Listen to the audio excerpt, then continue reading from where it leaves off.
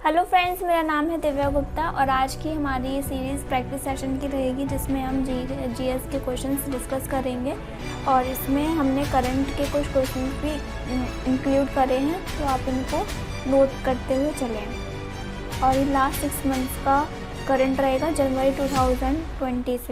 हमारा first question है, UNESCO द्वारा किस वर्ष योग को भारत की अमूर्त सांस्कृतिक विरासत घोषित किया गया? हमारे ऑप्शंस हैं 2015, 2016, 2017 एंड 2018।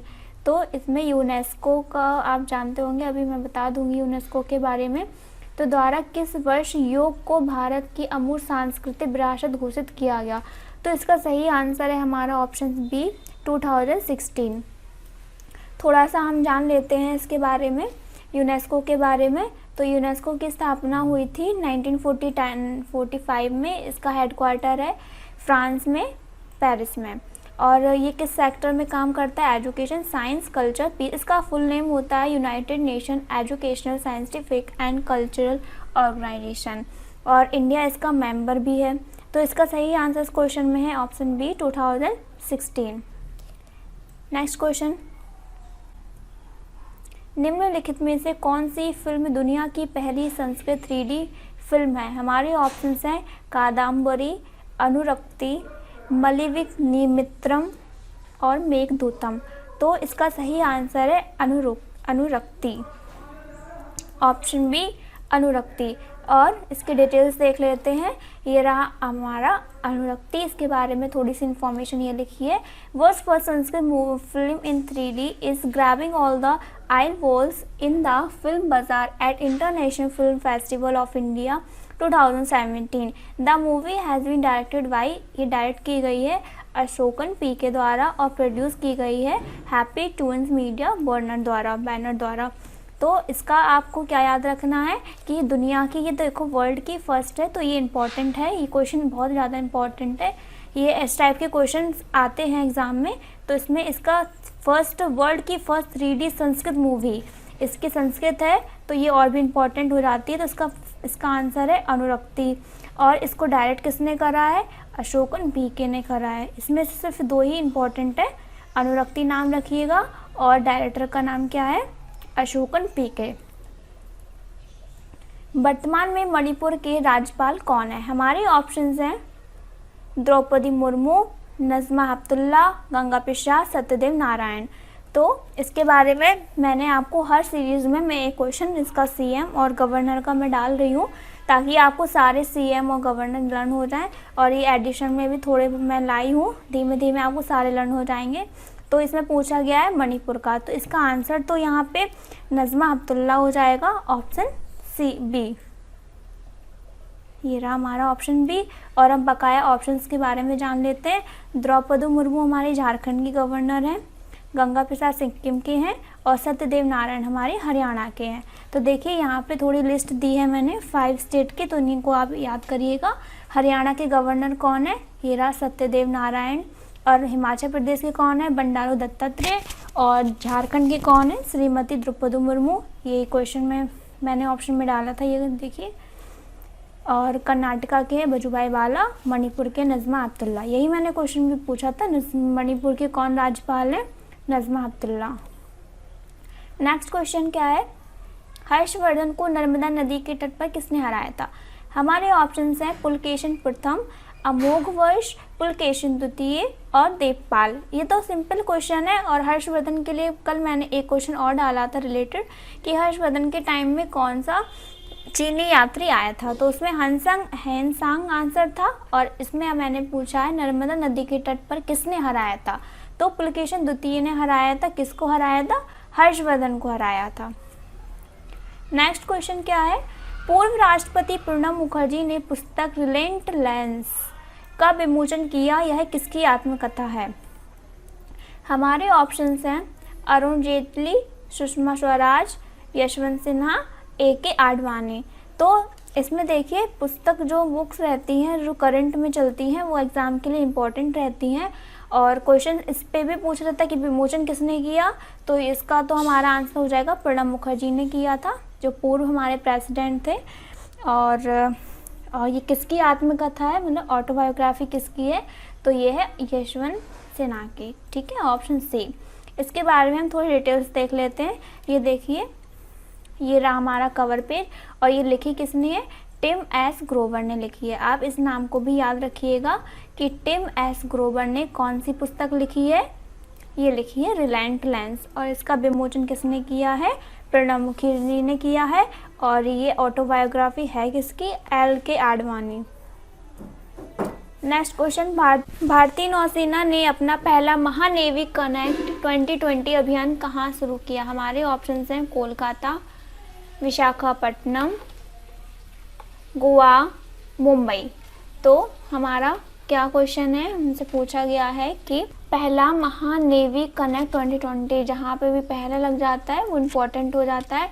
तो हमारा आगे क्या पूछा है कि अभियान कहाँ शुरू हुआ है, महानेवी कनेक्ट 2020 कहाँ से शुरू हुआ है। तो इसका अभी तो ऑप्शन इसका सही है मुंबई, ऑप्शन डी मुंबई। इसके लिए थोड़ी इन्फॉर्मेशन देख लेते हैं। Indian navy stars first mega navy connect 2020 tri dimensional expedition started from Mumbai, Maharashtra. Mumbai के महाराष्ट्र से ये स्टार्ट करा गया है।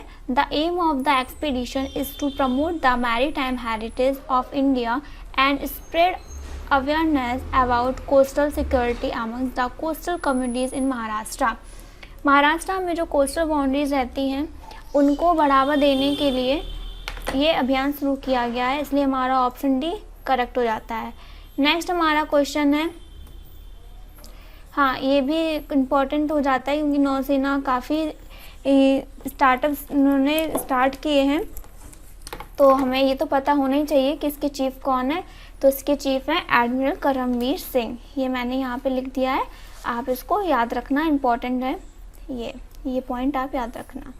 नेक्स्ट, संविधान के अनुच्छेद 1 में भारत को कहा गया है। आर्टिकल फर्स्ट में क्या है, ये तो सिंपल क्वेश्चन है। आर्टिकल फर्स्ट, आर्टिकल से भी क्वेश्चंस आते हैं एग्जाम में। हमारे ऑप्शन से परिसंघ, महासंघ, राज्यों का संघ, संगठित देश। तो सभी को इसका आंसर पता होगा। इसमें आंसर हमारा ऑप्शन सी करेक्ट है। इसमें कहा गया है आर्टिकल फर्स्ट में भारत अर्थात इंडिया राज्यों का एक संघ होगा, तो ऑप्शन सी करेक्ट है। नेक्स्ट हमारा क्वेश्चन है, प्रधानमंत्री का सचिव किसे नियुक्त किया गया है। हमारे ऑप्शन हैं प्रमोद मिश्रा, मनोज सिन्हा, हार्दिक सतीश चंद्र साहब। तो प्रधानमंत्री का सचिव किसे नियुक्त किया गया है, तो ऑप्शन सी हार्दिक सतीश। ये करंट का क्वेश्चन है और इम्पोर्टेंट है। तो ये जो राष्ट्रपति और प्रधानमंत्री की जो निजी सचिव होते हैं उनको नाम आपको याद रखना है। इसके डिटेल्स ये है, प्रधानमंत्री कार्यालय में उप सचिव रहे हार्दिक सतीश चंद्र शाह को प्रधानमंत्री नरेंद्र मोदी का निजी सचिव बनाया गया है। ये जो सतीश चंद्र शाह जी हैं, ये 2010 बैच के गुजरात कैडर के IAS ऑफिसर हैं। तो यही हमारे सचिव बने हैं प्रधानमंत्री मोदी जी के। नेक्स्ट हमारा क्वेश्चन है, रणथंभौर राष्ट्रीय उद्यान किस राज्य में है। हमारे ऑप्शंस हैं मध्य प्रदेश, उत्तर प्रदेश, राजस्थान, गुजरात। तो मैंने ये सीरीज़ आपको डाली थी, स्ट्रेटेजी की प्लेलिस्ट बनी हुई है, उसमें आप जाके देखना। मैंने सारे इंडिया के स्टेट वाइज सारे नेशनल पार्क को कवर करा है, तो उसमें मैंने ये बताया था क्वेश्चन। और नेशनल पार्क से स्ट्रेटेजी का पोर्शन ये आता है एग्जाम में, तो इसलिए इसमें ऑप्शन सी हमारा करेक्ट है। नेक्स्ट हमारा क्वेश्चन है, हाल ही में किस महालेखा परीक्षक का निधन हुआ है। हमारे ऑप्शन हैं गिरीश चंद्र मुर्मू, विनोद राय, त्रिलोकीनाथ त्रिवेदी, राजीव माहेश्वरी। प्रेजेंट में हमारे तो जो महालेखा परीक्षक CAG जो होते हैं वो गिरीश चंद्र मुर्मू हैं, ठीक है। और इसमें पूछा गया है जो पूर्व में रहे हैं उनका निधन हो गया है, तो इनमें से आंसर हमारा है त्रिलोकनाथ चतुर्वेदी। तजाकिस्तान की मुद्रा क्या है। हमारे ऑप्शंस हैं रूबल, मन्नात, सोमनी और सूम। तो हमारा ऑप्शन सी करेक्ट है। और आजकल एग्जाम्स में उनकी मुद्रा और कैपिटल से भी क्वेश्चन आ रहे हैं, तो कैपिटल करेंसी आपको लर्न तो होनी ही चाहिए, जो इम्पोर्टेंट जो करंट इश्यूज़ में रहते हैं और उनकी तो आपको याद रखनी ही रखनी है। ये रहा हमारा सोमनी। नेक्स्ट क्वेश्चन है, व्यापार नीति में शामिल है, हमारे ऑप्शंस हैं निर्यात आयात नीति, लाइसेंस नीति, विदेश मुद्रा नीति, भुगतान संतुलन नीति। व्यापार नीति क्या होती है? जब तक हमारे व्यापार में एक्सपोर्ट इंपोर्ट नहीं होगा तो हमारा व्यापार ही कैसे होगा? तो हमारा इसलिए ऑप्शन ए सही है, जहाँ पे एक्सपोर्ट और इंपोर्ट दोनों चीज़ें होती हैं वहीं पे व्यापार होता है, व्यापार नीति में शामिल होता है। ये ऑप्शन ए सही है। अगला क्वेश्चन है, किस सुल्तान ने बाजार नियंत्रण व्यवस्था लागू की है? ये रेलवे एसएससी में का फेवरेट क्वेश्चन है। हमारे ऑप्शन है इल्तुतमिश, बलबन, अलाउद्दीन खिलजी, सिकंदर लोदी। तो इसका आंसर है अलाउद्दीन खिलजी। ये कई बार कई एग्जाम्स में ये बार रिपीट होता है ये क्वेश्चन कि बाजार नियंत्रण व्यवस्था लागू किसने की थी? तो सबसे पहले बलबन ने की थी, सॉरी अलाउद्दीन खिलजी ने की थी। नेक्स्ट हमारा क्वेश्चन है, वर्ष 2019 के हरित रत्न पुरस्कार से किसे सम्मानित किया गया है? हमारे ऑप्शंस हैं अभिषेक शर्मा, पवन सुखदेव, डॉक्टर एन कुमार, इनमें से कोई नहीं। तो 2019 के जो मतलब लास्ट नवंबर दिसंबर का जो न्यूज़ करंट है उससे ये क्वेश्चन लिया गया है। इसमें पूछा है हरित रत्न पुरस्कार से किसे सम्मानित किया गया है, और इसका सही आंसर है option C doctor N Kumar. इसकी डिटेल्स देख लेते हैं। ये तमिलनाडु के हैं। तमिलनाडु कृषि विश्वविद्यालय के कुलपति डॉक्टर एन कुमार को वर्ष 2019 के हरित रत्न पुरस्कार से सम्मानित किया गया है। इनके बारे में थोड़ी सी डिटेल्स और आप देख लेना। तमिलनाडु कृषि विश्वविद्यालय के vice chancellor doctor N Kumar को वर्ष 2019 के लिए हरित रत्न पुरस्कार से सम्मानित किया गया है। डॉक्टर कुमार को यह पुरस्कार कृषि व्यवसाय में 30 करोड़ रुपए की उद्यमिता परियोजना के प्रसार और तमिलनाडु में कृषि क्षेत्र की ओर छात्रों को प्रेरित करने के लिए दिया गया है।